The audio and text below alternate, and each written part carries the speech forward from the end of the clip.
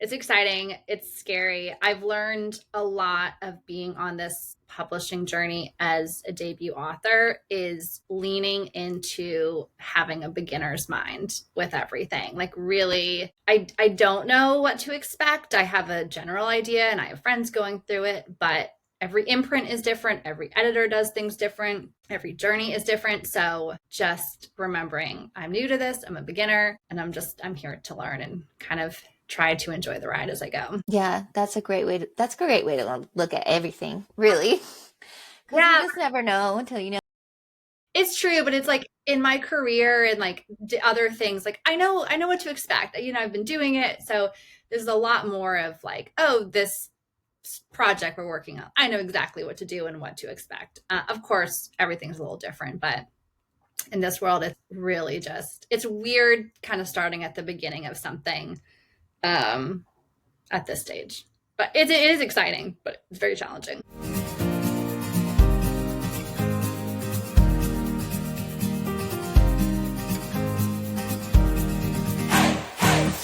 Hello, and welcome to So I Wrote a Book. Now what? Where writers chat about writing. My guest today is Annie McQuaid. Her debut novel, Crash Landing, came out this Tuesday. It's amazing. Do yourself a favor and read it. It's the perfect time for a little island escape. And we talk all about how that book became her first novel and also the book she's working on now and kind of everything in between. So let's get into it. Hi, Annie. Thank you so much for joining me. Hi, Nicole. It's so good to be here. So what made you decide to write a book? Oh gosh, that is the question, isn't it? I feel like I've always been a writer. I've always been writing in notebooks growing up. I had teachers growing up that really encouraged my writing, especially creative writing. And I studied creative writing in college. I kind of have always wanted to write a book, but I actually got serious about it during the pandemic when there was a little more time to work on things. So that's where Crash Landing came in when I actually wrote that book. But yeah, just kind of always, been a big reader, been a big writer. That makes so much sense with the setup of the story where they're like on this island, isolated, Yeah, alone together. It yeah. makes a lot of sense that that is the time you wrote it. Yes, I also wrote it during the first holiday season of the pandemic where I feel like things got kind of dark. It was like Yeah. cold and it was just kind of a dark time. So yeah, I wanted a place that was sunny and the beach and yeah, but still kind of had that stranded feeling. Yeah, and it definitely has that underlying like longing, like not just for each other, but also like they're missing out on their friend's wedding. So it, yeah, I can see that. That's so fascinating. Mhm.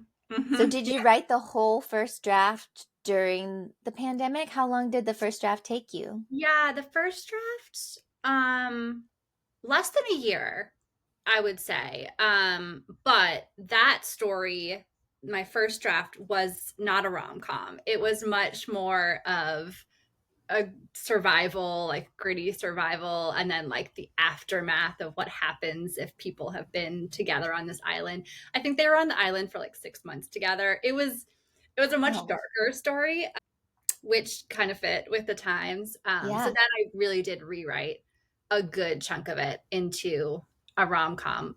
That took another year. What made you decide to turn it into a rom-com?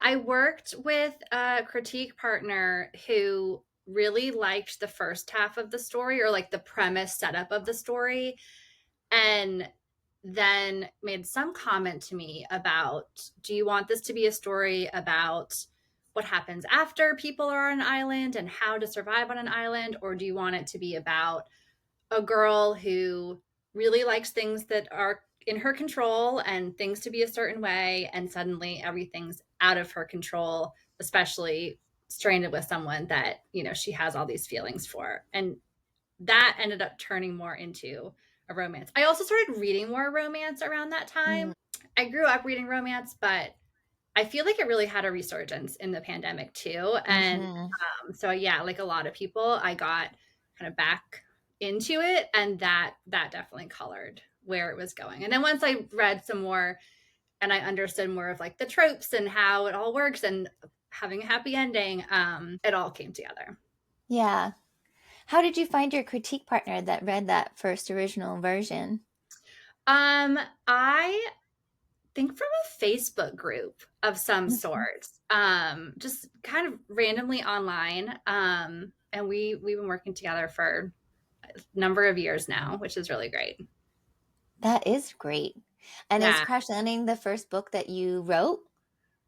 The first book that I feel like I finished. I definitely have Hmm. written other first drafts of different things, not fully completed projects, but it was the first book that I finished and then thought, this isn't too bad. Like this, maybe other people would enjoy. And really tried to go through the process of getting it published. Yeah. Well, I do enjoy it. How many versions do you think it went through before it became, I mean, not the published book, but before it became the book that you decided to query? I would say at least three big versions, with of course many, little versions in between there. But yeah, I had my first draft that I rewrote. I want to say 70% of that. I think the only thing that stayed from that was the flashbacks, like that then became a dual timeline. So, um, Hmm. yeah, then I had my second draft, and then I ended up adding that dual timeline in the third draft that then went through many more edits to get to where it is now. But that's the version that I queried with. And when did you decide that it was ready to query? Like, how did you know? Yeah, no, it's a good question. I was scared to query. I think I'm a little bit of a perfectionist and really was waiting on it. But I got really lucky. I got accepted into a mentorship program. And co-authors Aaron Rose were my mentors, and Yay, they Aaron Rhodes. they're wonderful. I know you just had them on your show. Yeah, they're so funny. Yeah, they're the best, and they're really smart with their edits. And so they took the concept of my story, and I worked with them over the course of I think 3 months to really take it to the next level. They introduced me to using like a deeper POV, um, and we added the dual timeline and just a lot more depth and interiority and building everything out. And that program also got me a cohort of writers in the same position as me who were getting ready to query. So having other people kind of along for the ride helped it be less scary because we were all in it Hmm. together, sharing stories, sharing rejections. It made it not as intimidating. Hmm. And I ended up signing with their same agent, the Aaron That's Rose. amazing. So that helped a little bit too because I was like, okay, I know what I'm getting into here. Yeah, that's great. Did they give you a referral at all, or was it just you queried them and like you in the query letter mentioned that they were your mentors? My Kathy, she knew she likes to stay very involved in what all of her clients are doing. So she knew from the start that I was working with them, and she had reached out to me early on and said, send me the full whenever it's done. Like Oh, amazing. she really kind of sent me like an open invitation. I think the Katie's wouldn't like me to say they had anything to do with it, but I mean, they were so well respected, and they talked highly of me to Kathy, so I'm sure it helped a little bit. Yeah. What was the program? The It mentorship was a program? the Kiss Pitch program, which has morphed a little bit. It's now a little more similar to what the Smooch Pit program is now. Oh, So okay. kisses, smooches are all kind of the same. But it was for writers who are not agented to work with other agented writers and other authors who were in my same cohort, Mallory Marlowe and Amazing. Edmondson. Yeah, so a lot of great. There's a bunch more that I got to work really closely with, and like we still are all on a Discord together and cheer each other on. So it was a really great program. That really That's did like launch me into that next level. That's so great. How did you find the program?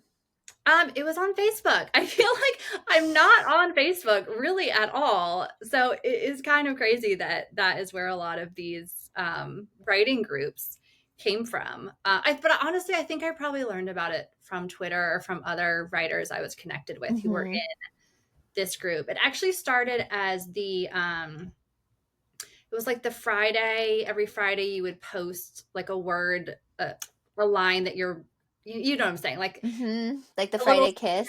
Friday Kiss. It was from that. So it was like a Friday Kiss Facebook group that then launched the mentorship program. So it was specifically for romance. Oh, that's very cool.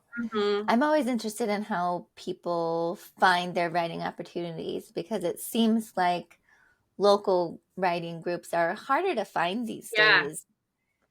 Yeah. I don't have a local writing group or local writing friends. I have people I've met online who we've ended up realizing, oh, we're really close to each other, and then we'll get together and write. But it's not that we met because we were local. Right.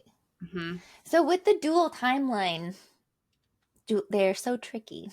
They are. And They- yours was so well done, the placement of mhm. them. Did Thank the you. placement of them in the books and the sequences change?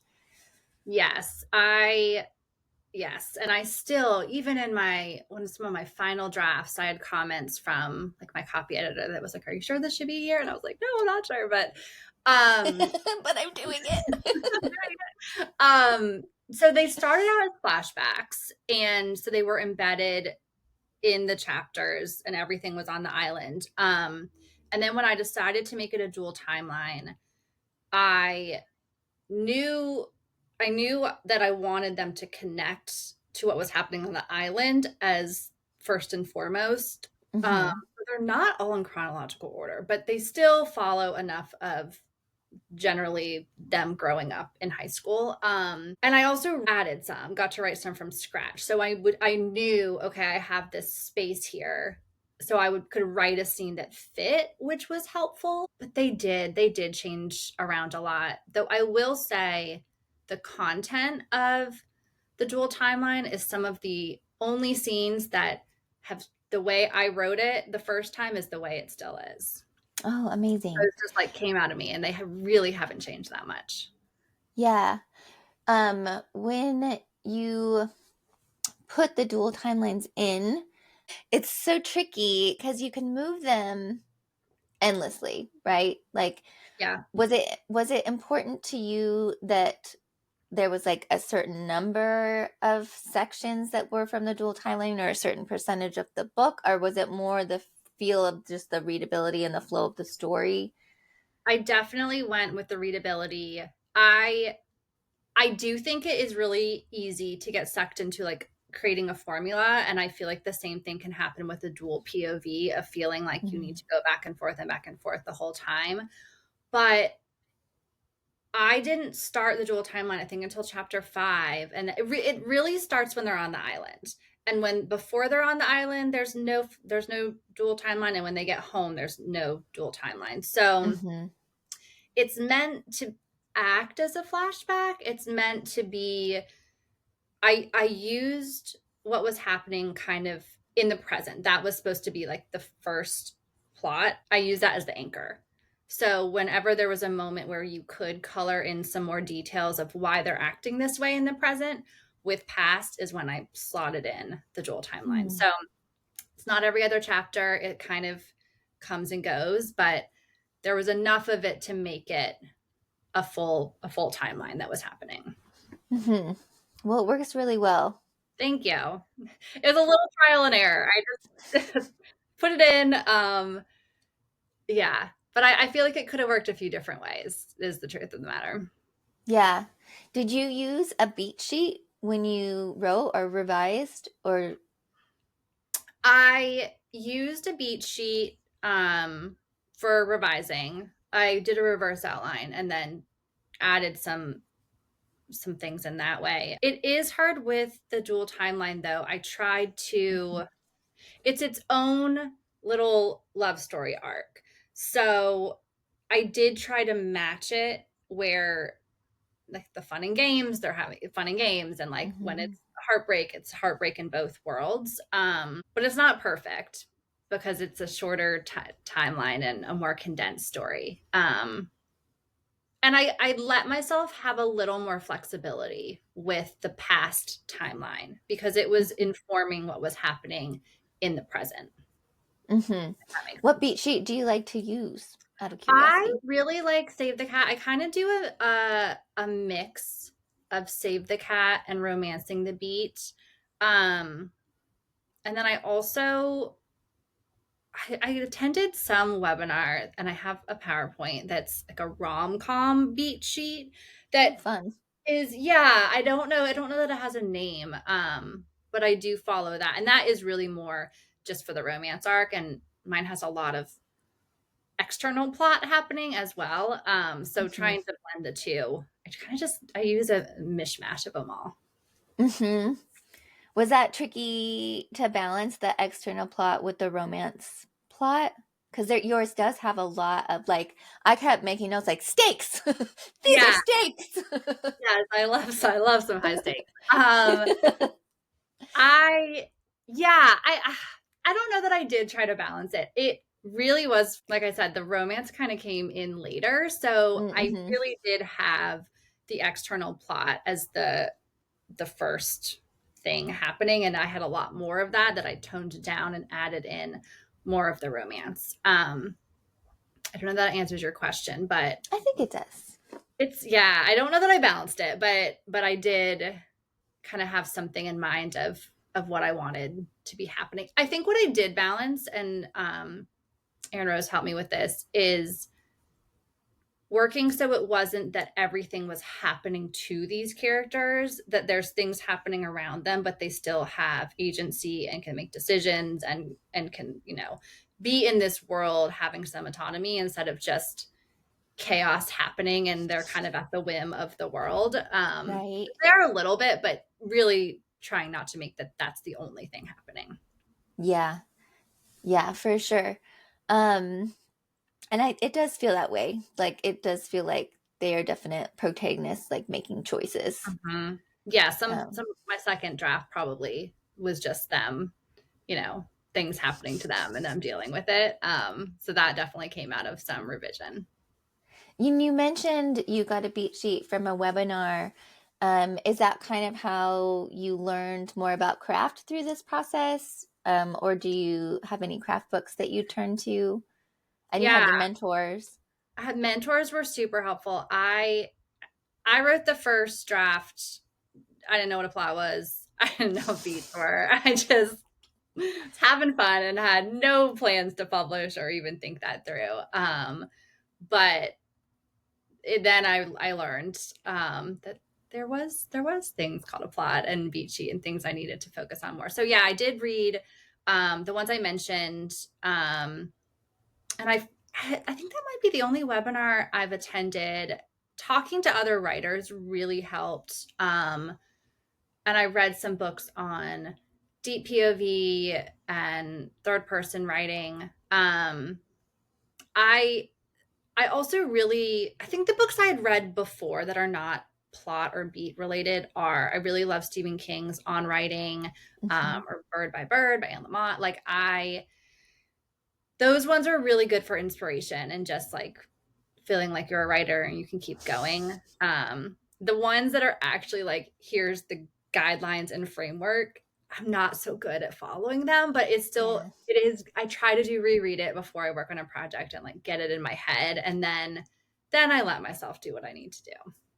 It's so interesting because I thought for sure you would say Refuse to Be Done by Matt Bell. Have you read that one? Mm-mm, Because your I process haven't. sounds very similar, where you Okay, like I'll had write this that down. discovery draft and then you basically just rewrote the whole book and you reversed outlined.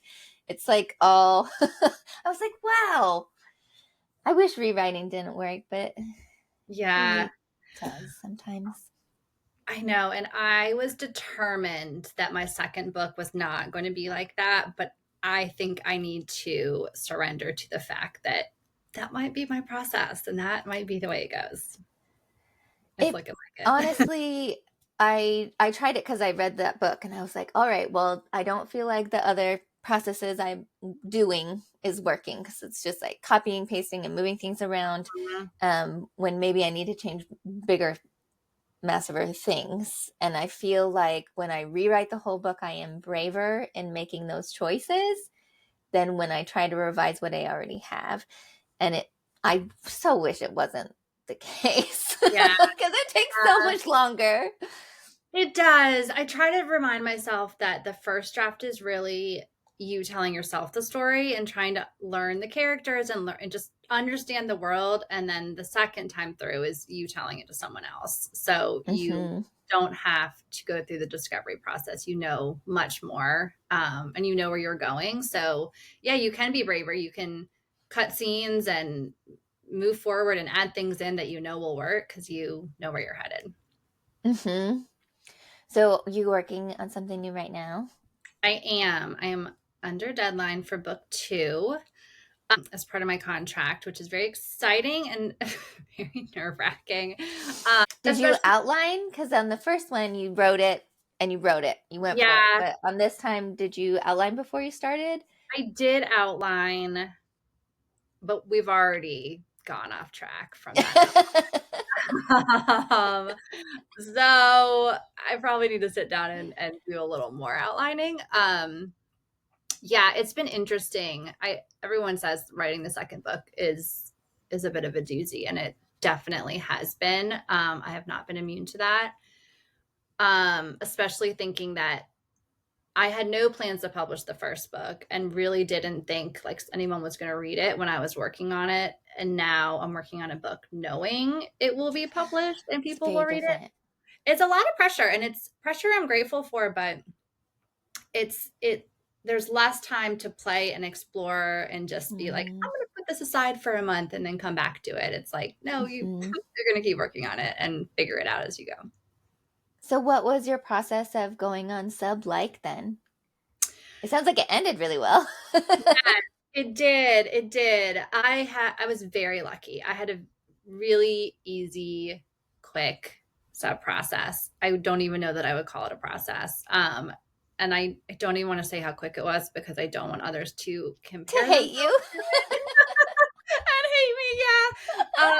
It just and truly publishing is like luck and timing. Like you, by the time you get to sub, like you have a great book, you know how to write, you have an agent. At that point, it's just what people are looking for and what other clients they have and what spots are open and all of that. And my editor at Avon read it very quickly.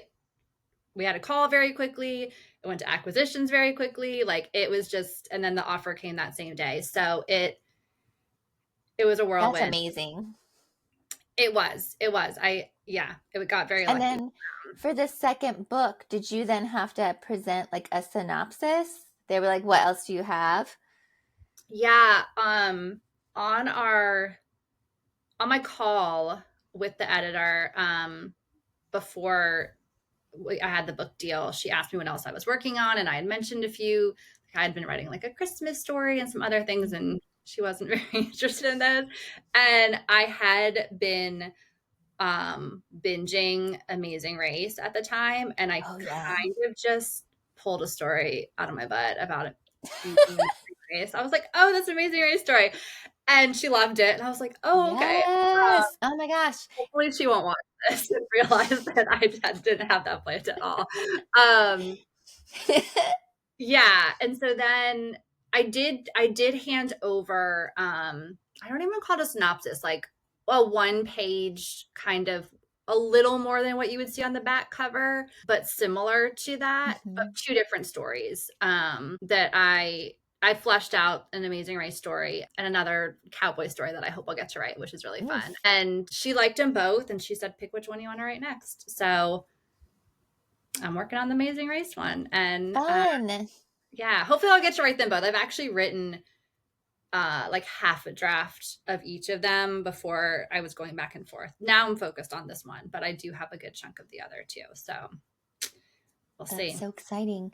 I Mhm. love that Crash Landing kind of has a little bit of a Survivor feel, Mhm. because I'm a huge Survivor fan and I'm also a huge Amazing Race fan. So I'm like, yes, this is the perfect follow-up book for Yeah, and me.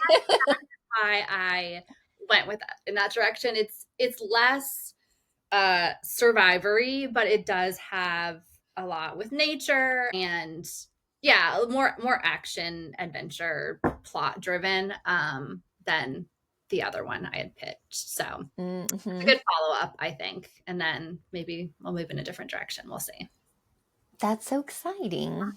Mhm. So, do you still use the same critique partners? I do. Yes, my critique partner Emily is great. We were on a Zoom writing last night.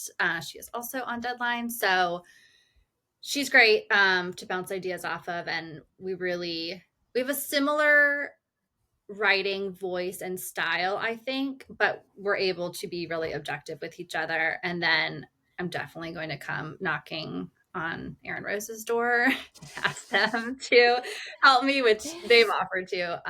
They're so wonderful. So I'm adding them to my roster as well. And then after it goes through critique partners, do you send it to beta readers too for another round, or does it go to your agent from there? I'm not, it's not going to go to my agent. It's going to go back to my Oh, editor. got it. I don't know how much, I think it'll depend on how much time I have to Yeah. get at its back. And that's what's scary because I can't go through all the steps. I don't have time.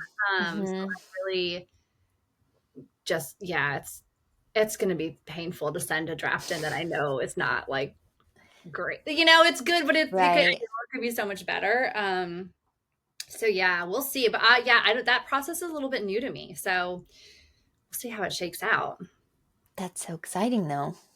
It's exciting. It's scary. I've learned a lot of being on this publishing journey as a debut author is leaning into having a beginner's mind with everything. Like really I don't know what to expect. I have a general idea and I have friends going through it, but every imprint is different, every editor does things different, every journey is different. So just remembering I'm new to this, I'm a beginner, and I'm here to learn and kind of try to enjoy the ride as I go. Yeah, that's a great way to look at everything, really. Because you Yeah, just never know until you yeah, know. it's true, but And it's like in my career and like other things, like I know what to expect. I've been doing it, so there's a lot more of like, oh, this project we're working on. I know exactly what to do and what to expect. Of course, everything's a little different, but in this world, it's really just it's weird, kind of starting at the beginning of something um, at this stage. But it is exciting, but it's very challenging. yeah, yeah, for sure. I work at a school, so I never know what to expect. Got It's it. too many variables. Good old corporate America. It's pretty much the same. Have you ever felt stuck in your writing? hmm Yeah, I think being on a deadline and not having as much creative freedom as I had before definitely has made me feel stuck. It's so writing is, I mean, obviously it's mental. It's like a lot in your head, but the act of being creative can really get hung up if you have other things going on, or if you're stressed about anything. It's not just making time; it's like making the mental space for it too. So yeah, I've definitely been stuck a few times on this book too. I'm working on, and I just keep trying to. I'm just trying to plow through it. I like revising a lot more than drafting, so I'm hoping once I get done with this draft, it will feel a little more fun, and I won't feel as stuck. Yeah. What do you do to get unstuck? Do you just keep writing? Just keep writing, writing sprints, writing with my critique partner. Just giving myself pep talks. Yeah. I would recommend if people have the time and space to take breaks or to fill your creative cup with other things to Mhm. read, to watch a TV show that you love, especially ones that have like really great plot or really great writing. I do a lot of going on walks and like plot walks and trying to figure out what's happening. So um, I don't have the time to just, you know, soak up creative energy from everywhere right now, but try to make space for it where I can. Mhm. Yeah. Do you do like 20-minute word sprints and then you're good, or do you have a word count goal that you want to hit every day or every week? I have stopped doing word count goals because what I'm doing right now, I have a lot of different tabs open. I have I write in a Google Doc, so I have like my actual like order of scenes, but then I have another doc open that I'm putting scenes that come to me, ideas that come to me, dialogue that comes to me. And that a lot of times that's where I'm doing my drafting, and then I'll put it into the big draft when I Mm-hmm. get to it in the story. Um, or if it makes sense. So my word count, I feel like I'm at like 60,000 for my total draft, but then there's a lot of scenes over here that are going to end up getting added that I've already written. So it's hard for me to count that, but I do 15-minute sprints. That's what's been working really well. And a lot of times I will get on a Zoom with my critique partner and we will just knock out a bunch of sprints together. And that's really helpful. Nice. Hmm. Yeah. I'm a fan of word count goals, but I think that sprints are really helpful. But I use Scrivener, Okay. I want to and use Scrivener. I have it on my oh, computer. I just, it's amazing. okay, It's maybe I great need. because it would be the same thing only without the tabs. You would Mm-hmm. just have the scenes in the same document, and then you would just like Move them. I don't know. And at first I thought you meant metaphorical tabs open, and I was like, oh, me too. Well, that's true. Literal But as well. yeah, right. But in Scrivener, when you can set a word count goal, but you don't have to. But if you do, then when you hit it, no matter which document it's in, it turns green. And I'm like Pavlov, Yeah. I'm like, ah, it turned green. Yeah. I need to try that. Maybe when I'm revising, I'll put it all in there and then I'll be able to move stuff around a little more. Yeah, it's not probably smart to change mid project on a new software. Yeah, and I had started tinkering with it and I was like, "Oh, this is going to be a really good way for me to procrastinate for days and days and days." So, I was like, "Oh, put Right. that aside for now." But Yeah. yeah, I love that. I think that's great. So when you kind of fill your creative well with other inspiring things, what books or shows or movies do you turn to usually? Oh, that's a great question. And of course, every book I've ever read is going to go out of my mind. But I've really been on a kick reading a lot of my fellow debut authors right now because, well, not that I'm trying to compare myself to them, but sometimes that feels like I'm reading it and it's a friend of mine and I'm cheering them on and it's exciting to read versus reading like Abby Jimenez's latest book that's just like so perfect and feels Mhm. I'll end up looking at the way she's doing things and the structure and not enjoying it as much. I've found where I Mhm. can lose myself a little more um, in my friends' stories. But I do love, I love Emily Henry. I love Abby Jimenez. Kennedy Ryan is one of my favorites too. So there's so much good stuff. I have so much on my Kindle and audiobook right now. I don't know. So many things. There's a ton of amazing debut romances coming out Mhm. this There year really that I'm so are. excited about. It's fun. And then for show, I really love action movies, action shows. They're never great dialogue or the writing's never really what shines in those, but that's the kind of entertainment I like to watch.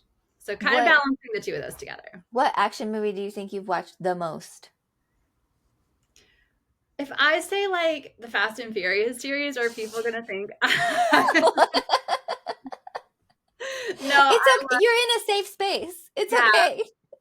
I freaking love those movies. I've probably seen a lot of like the ones from the 80s too, like Oh Die yeah. Hard or like Con Air, like all of the anything Nicolas Cage I'm Yeah. watching. I Yeah. got the bunny. I love Conair. It's wonderful. Yeah. Yeah. I do love any kind of end of the world or like survival type of dystopian world stories as well. So maybe there's a dystopian book in my future. We'll see. Do you think that you'll continue to write romance, or do you think you'll ever switch genres?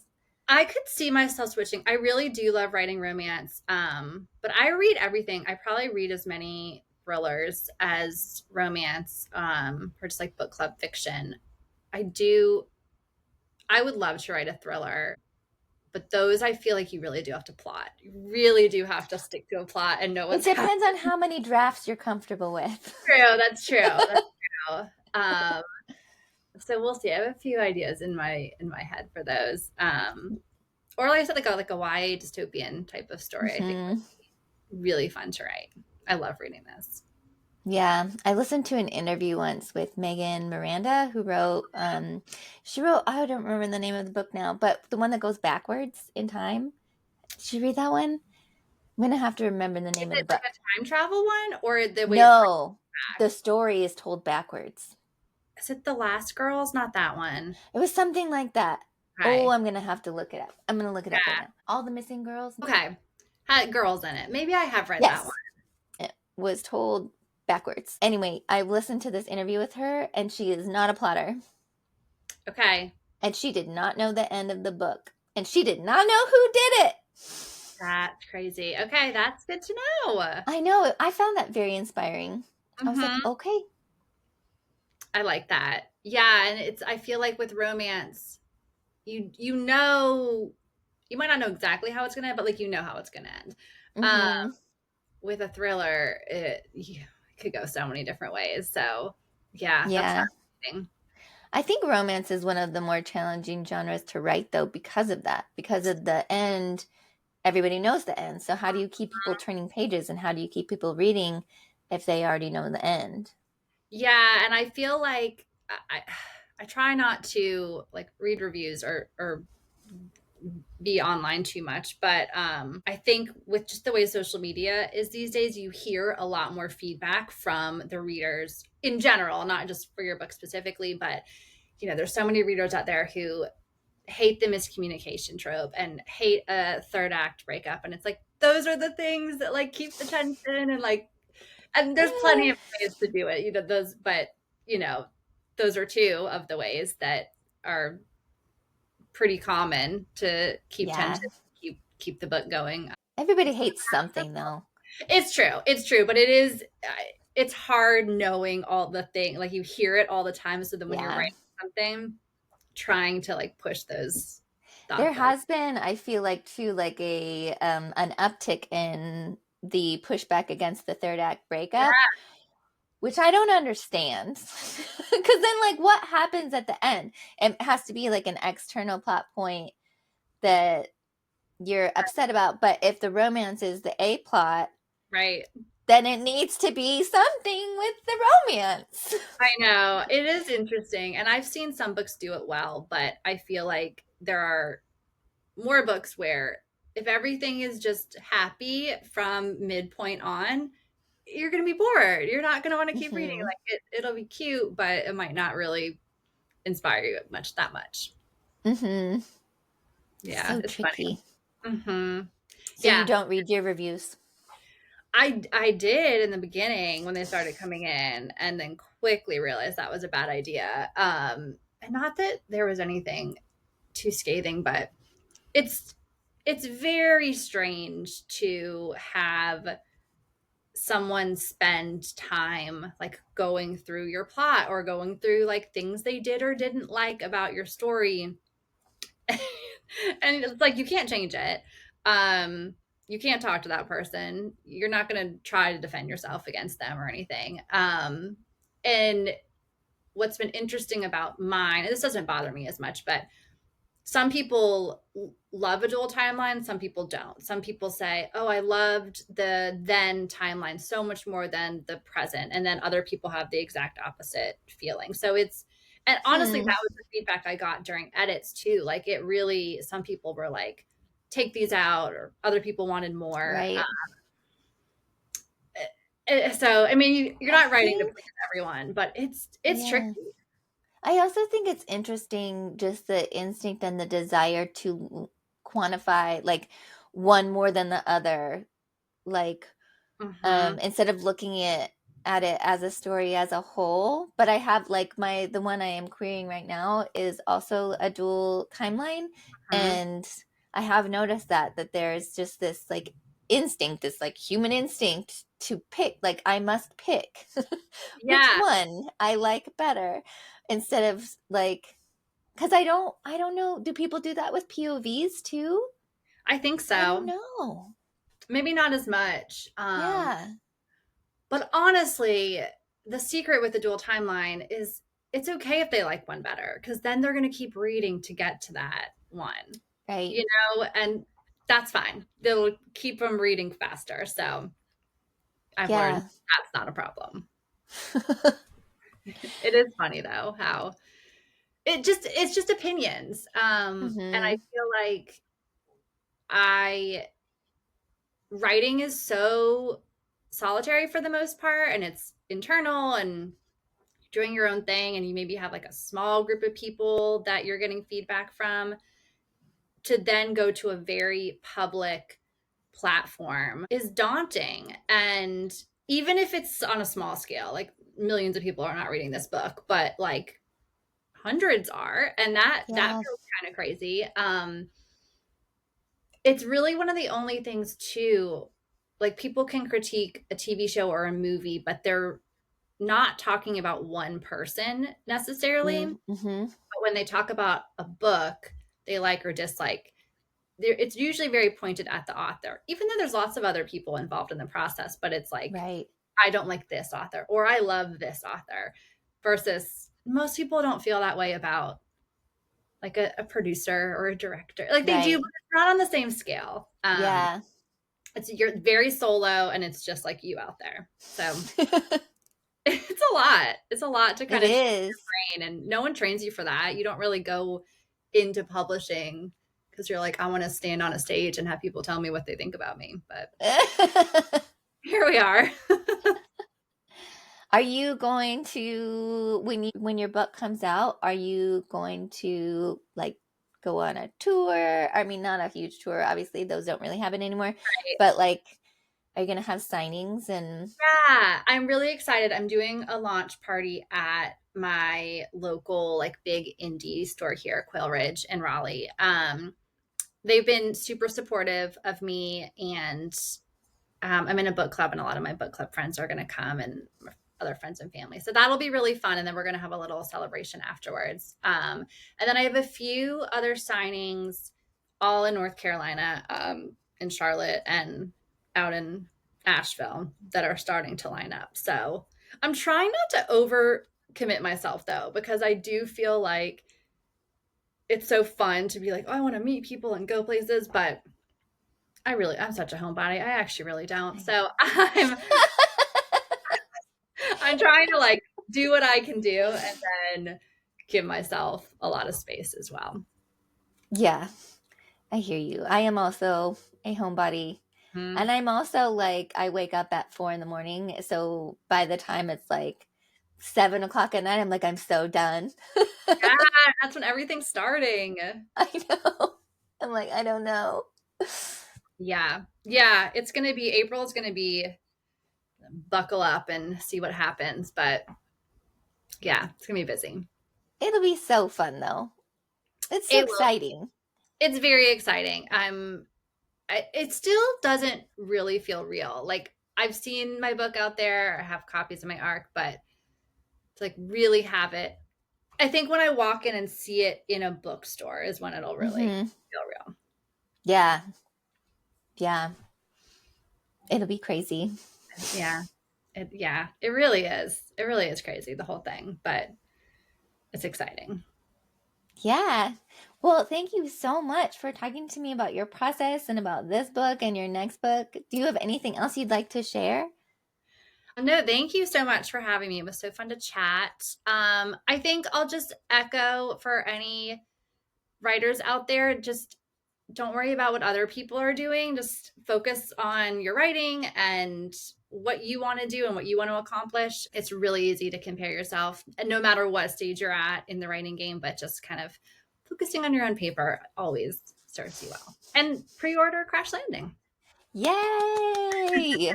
Because it's so good. I read it so Yeah, fast. thank you so much. Yeah, I hear it's a fast read, which I love Yeah, that because compliment. the pacing is It's those dual timelines. I'll tell you, they get mm-hmm. people going through it. Well, thank you. Thank you. I really loved talking to Annie, and I really learned a lot and kind of loosened up in my thinking on structure of novels. Because her novel Crash Landing is written so well, and the back and forth between the two timelines work together so seamlessly. And the fact that she approached it not in a like so structured way maybe added to that, where she could see the story on a bigger picture a little bit more. So anyway, I hope that maybe if you also work on a dual timeline, that might help you. Um, Another thing that I really loved about our conversation was her advice to just kind of keep a beginner's mindset, which I think is so important with anything we do. Because I feel like once you think, oh, I know everything, like I know this, I got this, then you stop like surprising yourself in a way. So, anyway, those were my thoughts on this interview. I hope you enjoyed it. I hope you got something out of it. Please share in the comments what your favorite part was. Thanks. See you next time.